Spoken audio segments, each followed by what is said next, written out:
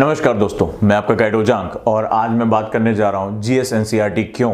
और इस जो वीडियो की दूसरी श्रृंखला में यानी भारतीय इतिहास में आप सभी का बहुत बहुत स्वागत है।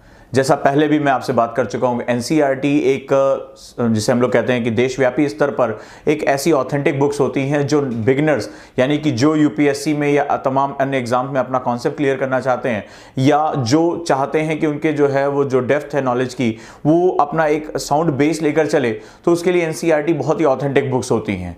लेकिन इन बुक्स को पढ़ने, इन बुक्स को नोट्स बनाने, इन बुक्स को याद करने का जो तरीका होता है वो बिल्कुल अलग होता है। आप इन्हीं किताबों को, जो कि ये स्कूल के लिए डिजाइन की गई थी, आप इनको जो है अपने कंपटीशन के लिए कैसे यूज कर सकते हो, मेरा बात करने का आज का पर्पस यही है। चलिए हम बात करते हैं जीएस एनसीईआरटी में इतिहास विषय को लेकर।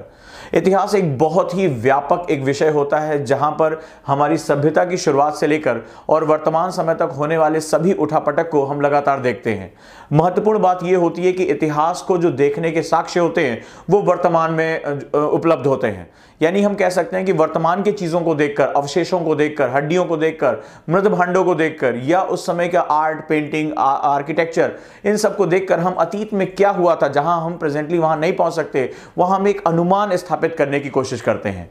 अर्थात अगर मैं एक सामान्य भाषा में कहूं तो इतिहास जो होता है वो अपने अतीत को देखने का नजरिया होता है। अगर एक ईंट पर एक निशान पड़ा हुआ है तो मैं ये भी कह सकता हूं कि आक्रांताओं ने यहां तलवार से जो है वो अपनी चोट की थी, अर्थात इसका मतलब है कि धातु की तलवारें वहां पाई जाती थी।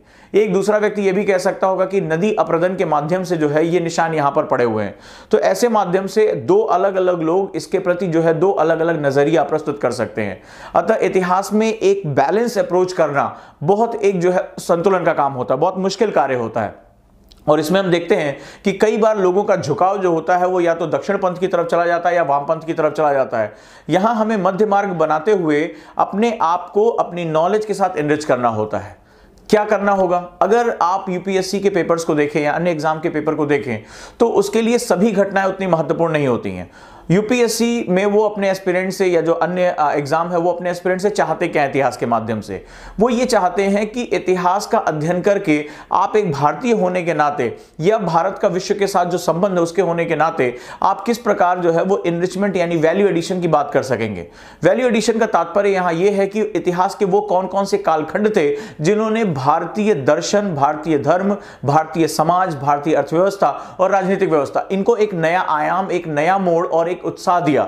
अगर आप पेपर उठाकर देखोगे तो हड़प्पा, सिंधु घाटी सभ्यता, वैदिक काल, इसके बाद मौर्य साम्राज्य, गुप्त काल जो है, इसके पश्चात आप अकबर, उनकी जो नीतियां, इनको आप देखते जाओगे, ब्रिटिशर्स, उसके बाद जो है वो आप आंदोलन को देखोगे, गांधी का आंदोलन, ये तमाम जो है राष्ट्रीय आंदोलन, चाहे वो हिंसावादी हो चाहे अहिंसावादी हो, ये सभी अगर आप कभी किसी दिन ध्यान से सोच के देखो, ये सभी वो कालखंड हैं जिन्होंने भारतीय इतिहास में वैल्यू एडिशन यानी मूल्यवर्धन करने का काम किया। वो सभी चीजें, चाहे मौर्य का काल हो जहां पर अखंड भारत की नींव रखी गई थी, एक बहुत बड़ा साम्राज्य हो, अकबर के काल में अगर बात करें तो धार्मिक उदार नीतियां या तमाम नई नई चीजें थी वो यहां आई। तो अगर जहां पर भी चाहे आर्थिक व्यवस्था नई हुई हो, चाहे सामाजिक व्यवस्था नई हो या सामाजिक जो है वो उत्थान हुआ हो, इन सभी को आप जरा ध्यान से देखेंगे तो ये यूपीएससी या तमाम एग्जाम लगातार इन्हीं पर क्वेश्चन पूछते हैं। वो सभी लोग जिन्होंने सती प्रथा का विरोध किया, वो जिन्होंने बाल प्रथा का विरोध किया, वो जिसकी वजह से ठगी का अंत हुआ, वो जिसकी वजह से नई राजस्व व्यवस्था आई, वो काल जिसमें जनगणना को जो है वो एक साइंटिफिक रूप दिया गया। तो इन सभी कालखंडों को आप जब जब देखोगे ये लगातार एग्जाम में आते रहते हैं, जो भारतीय चीजों को जो है वो भारतीय समाज को प्रभावित कर रहे हैं। यानी कि जो आपका पढ़ने का नजरिया होना चाहिए वो उन पॉइंट्स पर बहुत फोकस करना है जिसकी वजह से मेरे इतिहास, धर्म, संस्कृति, समाज, राजनीति व्यवस्था, इन सब में एक मूल्यवर्धन का कार्य हुआ। आप यही केवल बात करेंगे। अतः अगर आप देखेंगे तो इतिहास में जाने कितना जो है डाटा दिया हुआ है, इतिहास में जाने कितने कालखंड, कितने राजा आए और चले गए, लेकिन आप देखोगे सबके बारे में वो बात नहीं करता। वो केवल उन्हीं के बारे में बात करता है जो उस समय की समसामयिक स्थितियों में उन्होंने कुछ एनरिचमेंट करने का काम किया। अगर आप शेरशाह सूरी के बारे में पढ़ोगे तो उन्होंने ग्रांड टैंक रोड का जो है वो स्थापना की थी, तमाम आयुधागार बनाए थे। तो वो सभी लोग जिन्होंने कुछ अलग हटकर काम किया और जिसके जो है काम को वैल्यू एडिशन के रूप में हम देख सकते हैं, इतिहास में वही महत्वपूर्ण होता है। यानी अब आपको हर चीज नहीं पढ़नी है, आपको उन चीजों के बारे में सोचना है जिसकी वजह से वर्तमान में आप एक अधिकारी के रूप में ये सोच सकें कि आज मेरे पास जो ज्ञान आया है, इन लोगों के जो दिए गए ज्ञान है, इसके हिसाब से हमने इसको एनरिच किया है। वो चाहे कार्नवालिस की जो है वो जमींदारी व्यवस्था हो या इसके बाद महलवाड़ी, जरियतवाड़ी, आप देखोगे इनसे खूब क्वेश्चन आते हैं, क्योंकि आगे चलकर ये लैंड रिफॉर्म का जो है वो आप ये देखते हो कि इसकी वजह से आपके जो कृषि है या आपका ग्रामीण जो समाज है उसमें एक बहुत बड़ा बदलाव आता है, चाहे वो पॉजिटिव हो चाहे निगेटिव हो। तो ऐसी कंडीशन में इसको एनरिच करना आपके लिए बहुत इंपॉर्टेंट होता है। अब हम बात करते हैं कि हमें कौन कौन सी बुक्स का जो है अध्ययन करना है और इसको किस माइंडसेट के साथ पढ़ना है। क्लास 6 के बारे में बात करें तो हमारा अतीत, जहां पर सबसे पहले क्लास 6 में आप एक जो है वो एक ऐसे स्टूडेंट होते हो जहां ज्ञान अब आना शुरू होता है। उस माइंडसेट के हिसाब से देखते हो तो हमारा जो इतिहास है, जहां पर हमने अपनी शुरुआत की, उसके बेसिक और बहुत ही इंटरेस्टिंग वे में जो है नॉलेज दिया गया है ताकि आप अपने विषय के साथ जुड़ाव महसूस कर सको। इसके 3 कालखंड है, हमारा अतीत भाग 1, हमारा अतीत भाग 2 और हमारा अतीत भाग 3। वास्तव में ये प्राचीन, मध्यकालीन और आधुनिक भारत का ही एक संक्षिप्त रूप है जो और बहुत इंटरेस्टिंग वे में आपके सामने रखा गया है, जहां पर आप जाकर अपने आप को इतिहास के विषयों के साथ जोड़ते हो। साथ ही साथ इसमें कुछ आर्गुमेंट्स दिए हैं जहां पर आपको मैंने पहले बताया था कि इतिहास देखने का नजरिया होता है, आप उस साक्ष्य को किस रूप में देखते हो, और अगर आपका देखने का नजरिया न्यूट्रल नहीं होगा तो निश्चित रूप से आप एक झुकाव पैदा कर लोगे, चाहे वो किसी भी रूप में हो, और ये झुकाव जो है वो आपको अपने मुख्य मार्ग से दूर लेकर चला जाएगा। इतिहास में हमें यहां बहुत सावधानी रखनी पड़ती है। तो यहां पर जो है आर्गुमेंट्स के माध्यम से आप अपने आप को जो है वो सेट करना शुरू करते हैं। इसके बाद क्लास 9th में आते हो, और चूंकि भारत जो है वो विश्व का एक हिस्सा रहा है, धीरे धीरे उसके साथ जुड़ा है, तो भारत और समकालीन विश्व यानी कि जो वर्ल्ड के साथ हमारे रिलेशनशिप रहे हैं, हमने किस रूप में उसको स्थापित किया ऐतिहासिक रूप से, और विश्व की जो घटनाएं थी उन्होंने हमें किस रूप में प्रभावित किया, वो चाहे समाजवाद की घटना हो, चाहे रेनेसां यानी पुनर्जागरण की घटना हो, चाहे वो औद्योगिक क्रांति हो, चाहे विज्ञान और जो है वो टेक्नोलॉजी की क्रांति हो, इन सभी ने किस प्रकार भारतीय अर्थव्यवस्था, भारतीय समाज को प्रभावित किया, इनकी नीतियों ने किस प्रकार प्रभावित किया, और हमने किस तरह पूरे विश्व के साथ अपने जो है संबंधों को बनाकर रखा। इसी का अगला चरण क्लास 10 में है, भारत और समकालीन विश्व भाग 2। ये भी इसी का जो है अगला चरण है, और उम्मीद की जाती है कि यहां पर अपना एक आप साउंड बेस रखेंगे। इसके बाद 11th क्लास में विश्व इतिहास के कुछ विषय, जहां पर हम कुछ और कोर कॉम्प्लेक्स के बारे में बात करेंगे, जहां यहां तक हम एक जनरल जानकारियां जुटाते हैं। अगर मैं 10th तक की बात करूं तो जनरल जानकारियों के बारे में बात करते हैं कि ये जानकारी किसके साथ रही, ये युद्ध किसके रहा, का इसके कारण क्या थे। लेकिन जैसे हम 11th क्लास में पहुंचते हैं, जो एनसीईआरटी का जो सेगमेंट है वो थोड़ा सा डीपर चला जाता है।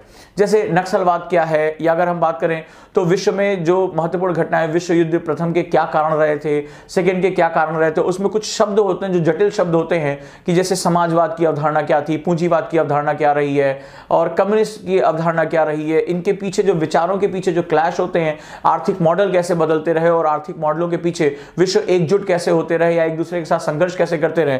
यहां पर अब कुछ डीपर धारणाएं आपका जो है उनसे आपका सामना होता है, और आपकी जो इंटेलेक्चुअलिटी होती है वो काफी हद तक बढ़ चुकी होती है। इसके बाद कक्षा 12 में 3 किताबें यानी क्लास 12 में 3 बुक्स हैं, भारतीय इतिहास के कुछ विषय, प्रथम, द्वितीय और तृतीय। अब चूंकि हम पहले ही हमारे अतीत में यहां बेसिक जानकारी रख चुके हैं, लेकिन जब आप इन किताबों का अध्ययन करते हैं तो यहां पर आपका दृष्टिकोण अलग हो जाता है। जहां पर भारतीय इतिहास के कुछ विषय प्राचीन इतिहास के बारे में बात करता है, सेकेंड पार्ट जो 12th क्लास में है वो मध्यकालीन भारत के बारे में बात करता है, और जो तीसरा है वो आधुनिक भारत के बारे में बात करता है, यानी वो समय जहां हम जो है वो औरंगजेब की मृत्यु के बाद से और अंग्रेजों का जो प्रभाव आता है देश में, और उसके विरुद्ध जो स्वतंत्रता आंदोलन खड़ा किया जाता है, इसके बारे में बात करते हैं। लेकिन ये तीनों किताब बहुत खास हैं अपने आप में। खास क्यों है? क्योंकि यूपीएससी की जो प्रश्नों की प्रवृत्ति है वो लगातार बदल रही है। आप में से कई स्टूडेंट पुरानी एनसीईआरटी, नई एनसीईआरटी, इनके बीच में जो है वो काफी कुछ हद तक जो है मूवमेंट करते रहते हैं। तो एक्चुअली में जो पहले एक सेगमेंट था वहां पर हम जो बात करते थे पुरानी एनसीईआरटी में, तो वहां पर काफी फैक्ट दिए हुए थे और कैसे कैसे इनपुट्स आ रहे हैं उसके बारे में हम काफी बात करते थे।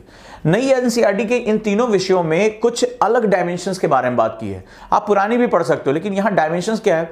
यहाँ डायमेंशन है कि उस समय का ग्राम समाज कैसा था, उस समय की आर्थिकी कैसी थी, उस समय क्या नगरों का विकास हो चुका था, उस समय के जो नगर थे उनका प्रारूप क्या था, उस समय की सामाजिक व्यवस्थाएं कैसी थी, उस समय की सांस्कृतिक व्यवस्थाएं कैसी थी, उस समय की आर्थिक व्यवस्थाएं कैसी थी। ये जो एक्स्ट्रा डायमेंशन क्वेश्चन है, यानी यूपीएससी लगातार इस पे बात कर रहा है। बहुत दिन हो गया, आपने जो फैक्ट याद कर लिया, हड़प्पा में कौन से अवशेष मिले, फलाना क्या हुआ, कहां जुताई हुई, XYZ आपने देख लिया, कौन सा आंदोलन कहां हुआ। लेकिन अब ये कह रहा है कि इसके साथ साथ जो कोई भी आंदोलन या कोई भी इतिहास काल होता है वो अपने साथ तमाम चीजों को लेकर चलता है। ठीक है, तो आपको ये जो तीनों किताबें हैं एक नया दृष्टिकोण आपके सामने रखती हैं। उस समय का आर्किटेक्चर क्या था, उस समय का सामाजिक व्यवस्था क्या थी, ग्रामीण व्यवस्था क्या थी, क्योंकि यही जो व्यवस्थाएं होती हैं आगे चलकर इतिहास में बहुत इंपॉर्टेंट इनपुट देती हैं। तो ग्रामीण समाज कैसा था, क्या शहरी समाज उपलब्ध था या नहीं था, उस समय की जो आर्थिक व्यवस्थाएं थी वो कैसी थी, सांस्कृतिक व्यवस्थाएं थी, ये जो है इतिहास को पढ़ने का एक बहुत विविध डायमेंशन देता है। ये बहुत ही प्यारी किताबें हैं तीनों, और आपको एक नए डायमेंशन में लेकर जाती हैं, एक इंटरडिसिप्लिन यानी अंतर विषयक सोच आपके अंदर पैदा करती हैं। और मैंने देखा है कि जो प्रश्नों की प्रवृत्ति आ रही है लगातार, यूपीएससी चाहे प्री हो चाहे मेंस हो, वहां पर जो नए डायमेंशन है, जो साइड के डायमेंशंस हैं, आप क्वेश्चन उठा के देख लोगे तो जब इतिहास में बात करोगे तो प्राचीन इतिहास में पूछ लेते हैं कि कौन सा समुदाय था जो उस समय जो है व्यापार करने का काम किया करता था, कौन सा समुदाय था जो उस समय लेन देन करने का काम किया करता था। आज भी तो हमारे यहाँ मनी लेंडर्स हैं जो सूदखोर हैं या जो तमाम पैसा लेने देने का काम करते हैं, तो ये काम तो उस समय भी हुआ करता था, उस समय भी जो है व्यापार हुआ करता था। लेकिन व्यापार का स्वरूप क्या था, आज भी हम वही व्यापार करते चले आ रहे हैं, बस केवल चीजों के नाम बदल गए हैं, उनका थोड़ा सिस्टम बदल गया है, लेकिन जो हमारी मूल प्रवृत्ति रही है वो हमेशा एक समान रही है। ठीक है, जो उस समय की प्राचीन जो है आर्ट थी, आज वो मॉडर्न आर्ट में कन्वर्ट हो गई है। तो इन चीजों में जो है वो काफी ज्यादा जो है वो हमने एक परंपरा को ही हम लेकर आगे चल रहे हैं। तो मनुष्य एक ऐसा प्राणी है जो अपने इतिहास के साथ साथ अपनी आर्थिकी, समाज, संस्कृति, विचार, धर्म, इन सब के साथ जुड़ा रहता है। तो यहां पर जो ये तीनों किताबें हैं, ये आपको एक नया जो है वो ज्ञान देती हैं। इनको सिर्फ बुक्स नंबर के हिसाब से मत पढ़िएगा, इनको एक सोच के हिसाब से पढ़िएगा कि उस समय का समकालीन समाज कैसा था। तो ये 3 खंडों में बटा हुआ सिस्टम जो है वो आपको एक विविध आयाम देगा। इन आयामों को वर्तमान समय में भी प्रयोग किया जा सकता है कि उस समय की व्यवस्थाएं आज कहां हमारे साथ हैं। उस समय का, जैसे अगर मैं प्राचीन समय की बात करूं या मध्यकालीन समय की बात करूं, तो भूमि एक निजी संपत्ति नहीं हुआ करती थी, कोई इसका मालिक नहीं है। एक जो है वो सहकारी खेती के रूप में, एक जो है वो सामुदायिक रूप में हुआ करती थी। लेकिन आज हम देखेंगे तो भूमि एक निजी विषय के रूप में कन्वर्ट होता चला जा रहा है, और इसकी वजह से हम देख रहे हैं कि किसानों की समस्याएं गहरी और गहरी होती चली जा रही हैं। जो लैंडलॉर्ड्स हैं वो उस पर कब्जा करने की कोशिश कर रहे हैं, और इसमें जो है वो सरकार अपना नियंत्रण खोती चली जा रही है। सो क्या हम उन चीजों को वर्तमान समय में प्रयोग कर सकते हैं या उनके उदाहरण हम दे सकते हैं? अगर आप शुरुआत से देखोगे तो वैदिक काल में भी अगर हम बात करेंगे तो बाल विवाह नहीं था, लेकिन आज भी भारत के तमाम ऐसे राज्य हैं जहां बाल विवाह की जो कुप्रथाएं हमें देखने को मिलती हैं। सो ऐसी कंडीशन में हम इन चीजों को जस्टिफाई कैसे कर सकते हैं? एक प्रशासनिक अधिकारी के रूप में इतिहास का जो विषय है, वर्तमान की समस्याओं को सोचने के लिए और उनके समाधान को ढूंढने के लिए आपको एक नया आयाम देता है। बहुत महत्वपूर्ण है। अगर आप राजस्थान के किसी क्षेत्र में आप डीएम बनकर जाते हो, अधिकारी बनकर जाते हो, और वहां पर यही समस्याएं हैं जिनका आधार जो है वो पुरातन पंथी है, लेकिन आपको जस्टिफाई करना है, आपको इस कुरीति को मिटाना है, केवल आपके कह देने भर से वो नहीं मानेंगे। आपको उनको तर्क देने होंगे कि भाई तुम जिस समाज का हिस्सा हो, उस समाज की ये बीच के हिस्से में ये कुरीति आई है, लेकिन प्राचीन समय से आपके इस संस्कृति में ये कुरीति नहीं थी। तो जब आपके पास वो नॉलेज होगी तभी आप ये नॉलेज उसको कन्वे कर पाओगे, उसको समझा पाओगे और समाज के बड़े हिस्से को अपने साथ लेकर चल पाओगे। तो इतिहास जो पढ़ने का आपका दृष्टिकोण होना चाहिए वो एक प्रशासनिक अधिकारी का होना चाहिए कि मैं इस नॉलेज का प्रयोग करके वर्तमान समय की समस्याओं का समाधान कैसे निकाल सकता हूं। तो दोस्तों, एनसीईआरटी इस विषय में एक बहुत ही खूबसूरत किताब है जो आपको सोच देती है, एक आयाम देती है, और इस पर जो है वो एक, जिसे कहते हैं कि इंटरडिसिप्लिनरी अप्रोच का जो है बेस बनाती है। एनसीईआरटी को बहुत गंभीरता से समझना चाहिए, लेकिन चैलेंज वही बहुत बड़ा है कि नंबर ऑफ बुक्स 50 से ज्यादा हैं अगर हम देखेंगे उसको, और इतने कम समय में उसको कवर करना अपने आप में बहुत चैलेंजिंग होता है। कई बार हम डिसओरिएंटेड हो जाते हैं और हमें लगता है कि फैक्ट याद कर लेना, इंपॉर्टेंट हाईलाइट याद कर लेना, ये हमारा मूल पर्पस होगा। यहीं पर आप जो है वो एनसीईआरटी को जो जस्टिफाई नहीं कर पाओगे। एनसीईआरटी का जो मेन पर्पस है, जो उसके पहले पेज पे ही लिखा हुआ है कि आपकी बौद्धिक क्षमताओं का विकास करना, आप चाहे तो उसका जो है वो प्रीफेस पढ़िए, बौद्धिक क्षमताओं का विकास करना, आपको सोचने के योग्य बनाना। और ये इस वजह से निकल कर आया क्योंकि हमारी नई शिक्षा नीति का ये हिस्सा है जो 2005 की राष्ट्रीय शिक्षा नीति है।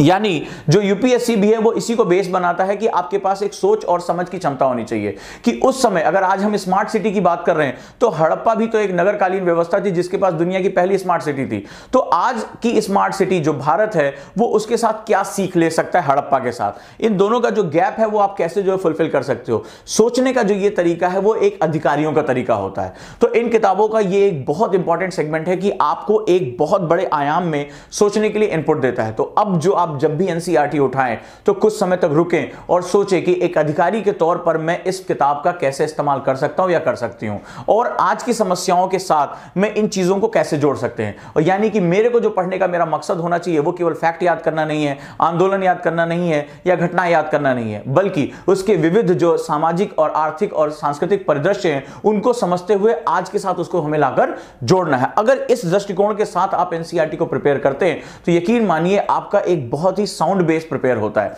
और यही हमारा प्रयास है कि जब भी आप प्रयास करें यूपीएससी के लिए, किसी भी एग्जाम के लिए, आपका प्रयास बेहतरीन होना चाहिए, आपका प्रयास जो है टू द पॉइंट होना चाहिए और आपका प्रयास आपको आपकी सफलता की तरफ लेकर जाए। यही ओजांक आईएएस एकेडमी का लगातार प्रयास रहा है। और इसी प्रयास के अंतर्गत जो लगातार आप मुझसे 1 साल से क्वेश्चन पूछ रहे थे, मैंने एनसीईआरटी का नया बैच शुरू करने की जो है वो घोषणा भी की है। उसके लिए मैं लगातार प्रयास हूं। 18 दिसंबर से सुबह 11 बजे मैं इस बैच की जो है वो नींव रख रहा हूं और यहां पर 3 दिवसीय जो है एक खुली परिचर्चा है, एक नया डायमेंशन है कि यूपीएससी आपसे क्या डिमांड कर रहा है और आप अपनी गलतियों को इरेज करके कैसे अपने आप को जो है आगे लेकर जा सकते हो।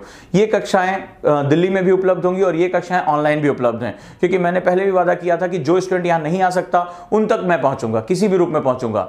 तो इसके साथ जुड़कर जो है वो आप हमारे साथ जो है एक जो हमारा दृष्टिकोण है, जो आपने हमें प्यार दिया और एक मेरा आप में जो हमेशा विश्वास रहा है कि आप सभी अपने आप में अद्वितीय हैं, उसी दृष्टिकोण के साथ इस नए कोर्स एनसीईआरटी को हम लॉन्च कर रहे हैं। तो मैं उम्मीद करूंगा, चाहे आप स्वयं से तैयारी कर रहे हो, चाहे ऑनलाइन तैयारी कर रहे हो या दिल्ली आकर तैयारी कर रहे हैं, बस तैयारी सही होनी चाहिए, सटीक होनी चाहिए और आपका मार्ग कभी भी जो है वो अपने पॉइंट से हटना नहीं चाहिए। अगर आप इसको फॉलो करेंगे तो निश्चित रूप से सफलता आपकी ही होगी और आपको कोई इसमें हरा नहीं सकता। तो दोस्तों, अगर जुड़ना है तो दिए गए नंबर्स पे आप कॉल करते रहिए। और चूंकि ये केवल 100 बच्चों के लिए मैं कर सकता हूं, मेरे पास जो स्पेस है, मेरे पास जो अभी इंफ्रास्ट्रक्चर है, वो केवल 100 स्टूडेंट्स को अलाउ करता है। तो first come first serve basis पे मैं इस पे अलाउंगा। तो इसके जरूरी है कि आप प्री रजिस्ट्रेशन जरूर करा के रखें, चाहे वो ऑनलाइन हो चाहे वो ऑफलाइन हो। बस अपनी इस यात्रा को आगे रखिए और जो आपके प्रश्न है वो कमेंट बॉक्स में हम तक जरूर पहुंचाएं, क्योंकि आपके प्रश्न ही मेरी जो है वो ज्ञान का आधार बनते हैं। मैं वीडियो के रूप में आपके सामने प्रस्तुत करता रहूंगा। तो दोस्तों, जुड़े रहिए, पढ़ाई को जो है अगले चरण में लेकर जाइए। ये वक्त है अपने सपनों को एक नया आकार देने का। जो बिगिनर्स हैं उसको एनसीईआरटी को बहुत फोकस करके रखना है, बहुत ही इंपॉर्टेंट तरीके से पढ़ना है, लेकिन पढ़ने का तरीका जो आपके स्कूल में नंबर पाने का था उससे अलग हटकर यहां दृष्टिकोण डेवलप यानी कि एटीट्यूड डेवलप करने का होगा। इन दोनों के बीच के अंतर को समझना आपके लिए बहुत आवश्यक है।